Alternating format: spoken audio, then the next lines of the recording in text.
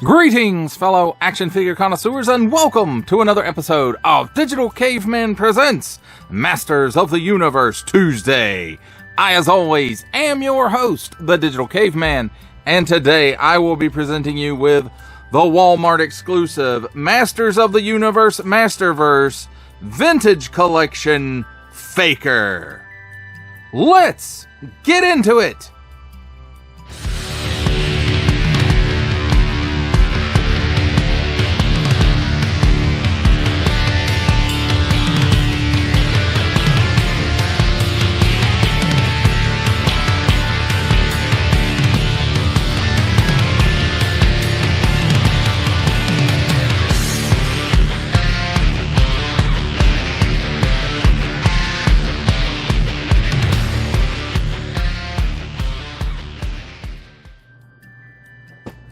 Let's begin with a look at the packaging.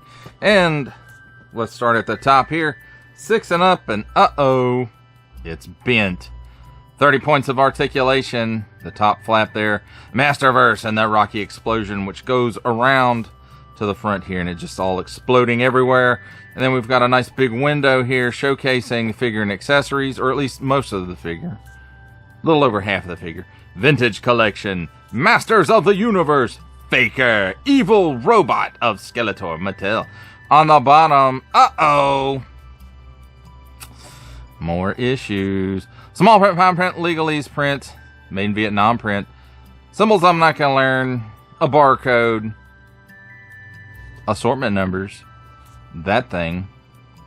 I don't know what that is. And, of course, the question mark. On this side, you know, just more of that rocky explosion and outer space and lightning. And then on this side, more of that. Just looks fantastic. On the back, we've got some nice classic style He-Man artwork. Faker is no He-Man. He's the evil blue robotic warrior of Skeletor. And again, we've got Skeletor. We've got Faker, we've got He-Man, we've got some rocks and stuff. It's very, very cool looking. He-Man artwork, always fantastic. Arm for battle. And reveal robotic recorder. And then Faker, evil robot of Skeletor. And then here, like all of the... Oh, colors and decorations may vary. I missed that. Like all of the Masterverse stuff, you know, we've got this. I'm guessing it's like a part of Castle Grayskull's wall. Up at the top turret, maybe, and then this thing. And they all say the same thing. In 1982, Masters of the Universe took the world by storm with action figures that captured the imaginations of people from here to Eternia. Today, the Masterverse celebrates the original designs as modern 7-inch action figures with the Vintage Collection. Mattel empowering generations through play. And that, my friends, is a look at my damaged packaging. Let's take a look at the figure and his accessories. And here we have handy dandy tweezers. Take a look at the smaller accessories, which in this case is an extra set of hands. We get one grip hand. So there's one already on him. He's got a Beastman slap hand on the left side. So here is a grip for the left side. And then the other hand is a fist for the right side. Nothing we haven't seen in the line before. In and out hinges. Molded in a nice blue plastic. And that applies to both the fist and the grip hand. Next up, we have his battle axe, which is, I'm pretty sure it's the same as 40th anniversary He-Man's battle axe. It does have a nice orangey color to it. It's kind of like an orange gold to me. It's how it looks.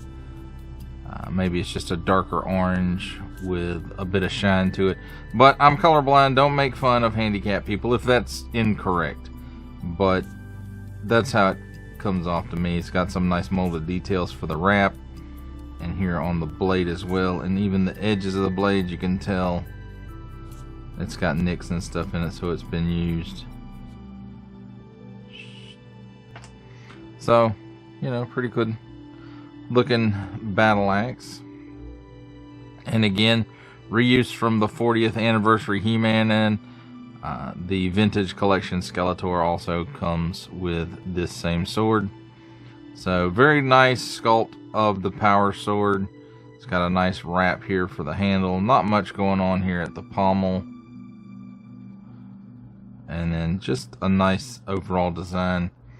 And the coloration matches up with the battle axe, although it looks a bit deeper in color. But that could just be the material this one's made of. It's quite glossy. This one isn't quite as glossy. And then finally, we have his shield, which again I think is the same as 40th anniversary He-Man's shield. It's got a nice wrap there for the handle strap for the arm, and then nice rivet detail and the cross-section detail. I would have liked maybe some purple in between. That would have been kind of cool. But it's made with like the swirly twirly plastic, and in this case I think it kind of gives this piece a neat look, almost like it was forged, but not very well, I guess. I don't know. So again, nice little piece to go with this Faker. Now, speaking of this Faker, this is pretty much 40th anniversary He-Man from head to toe. The only difference is they retooled the chest to have his robot piece in there, and we'll look at it, because this is the same, this is the same, boots, legs, all of that's the same. This armor piece, I do believe, is the same as vintage Skeletor, and I would have liked maybe a newer piece that came down a little further and covered up the robot bits a bit more, but it is what it is, I guess. It's got a nice strap here for storing the sword. So it goes right in there, and that's how it sits.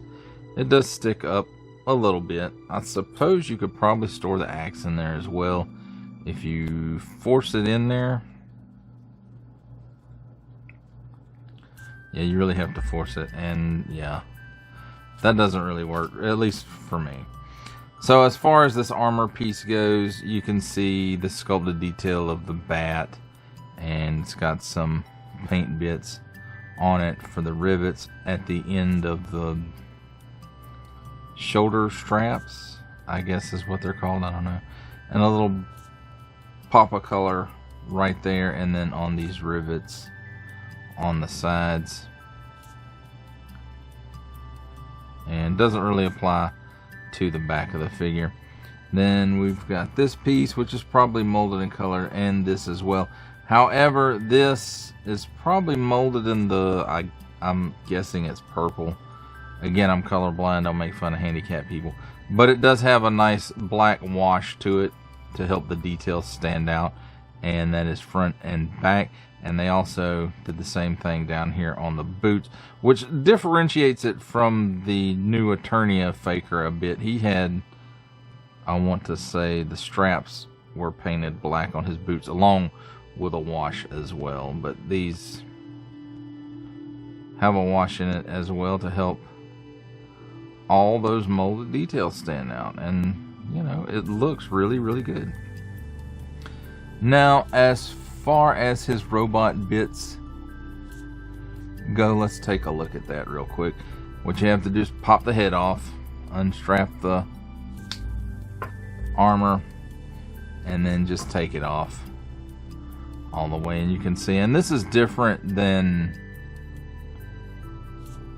new Eternia figure. In fact, this whole torso piece is different. Now, like arms and legs stuff, that might be the same.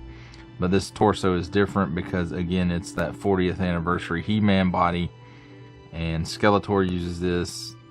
Zodak uses a version of this because it's bigger in the chest. And the abdomen may be a little bit bigger too. But it is molded differently than the others. But it's to give it that more 80s-esque look, to give him, you know, the wider chest there. And as you can see, you know, they pretty much just cut a hole to fit this piece in there. And they cut a hole in it and glued that piece in. And lots of nice little paint details in there. And to me, it looks really good to me. I like it. So just give me a minute to put them all back together. And here, excuse me, here we've got him all put back together. So let's check out his articulation.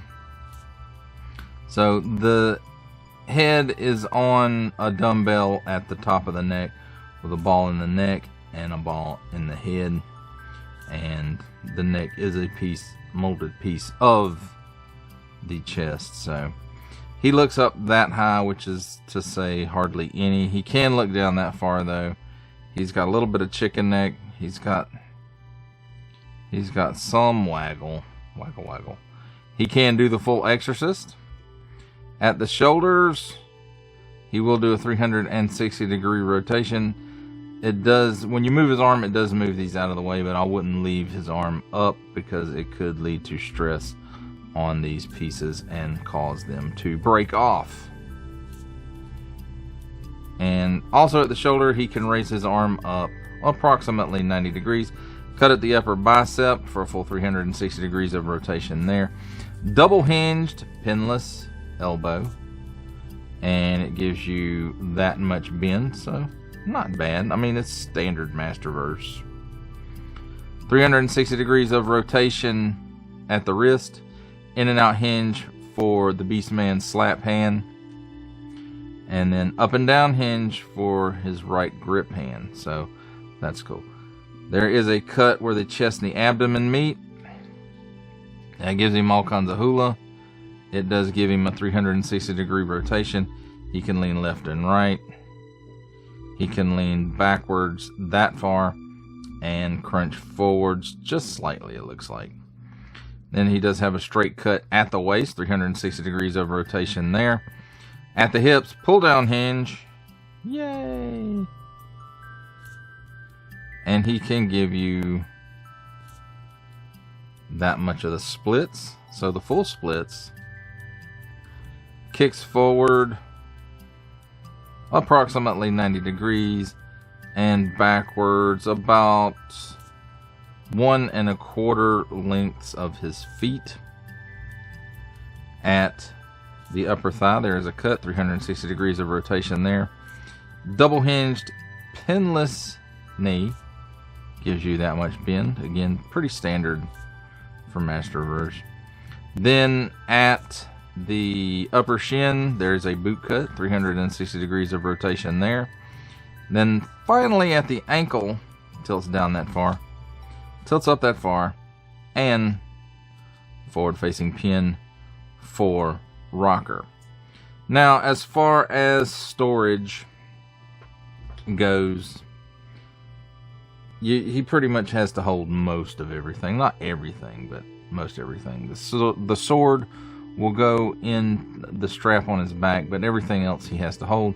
And the best way to do the shield is to take that left grip hand and put it on the shield.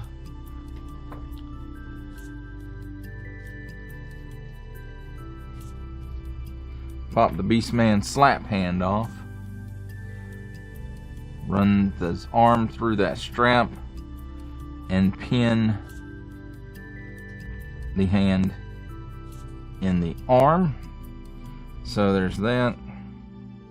Sword again goes through the strap there.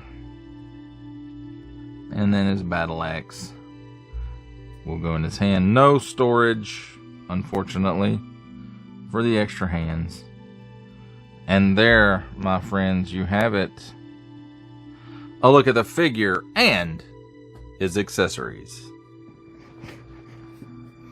It's time for my favorite part of a review, comparisons. And here we have the Walmart exclusive Masters of the Universe Masterverse Vintage Collection Faker with the Masters of the Universe Masterverse, Masters of the Universe New Eternia Faker, and the Masters of the Universe Masterverse, Masters of the Universe Revelation Faker.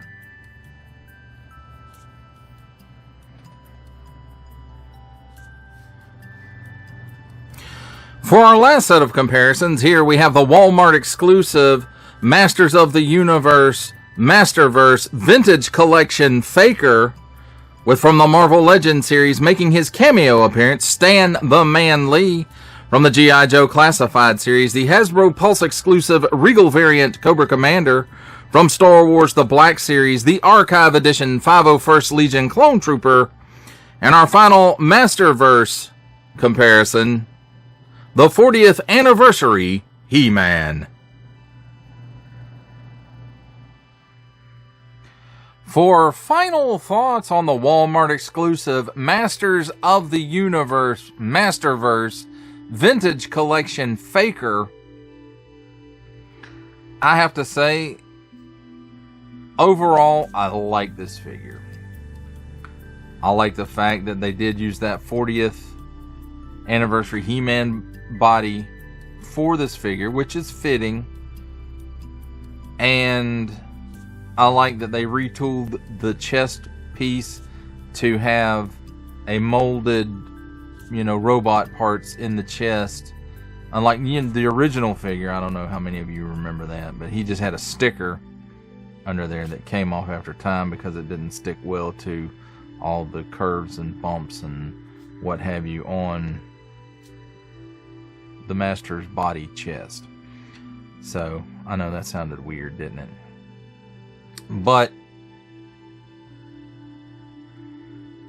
I like the colors on this.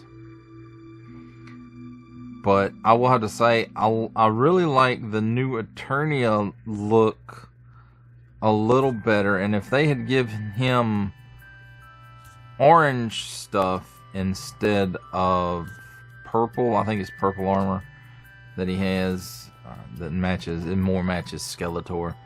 If they'd give him these colors, I think that would be my go-to Faker, and that would be the end of it. But I really like this one too. So if it comes down to only having one Faker in my display, I don't know what I'm going to do. I may have to mix and match some pieces in order to get it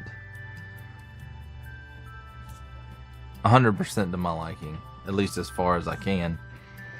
Now, the one, and I don't really guess it's an issue, it's more of a nitpick, I guess. I really wish that the chest armor piece came down far enough to cover up the robot bits, but I understand, like, they wanted, I guess, in the packaging you to see that it did have that on it.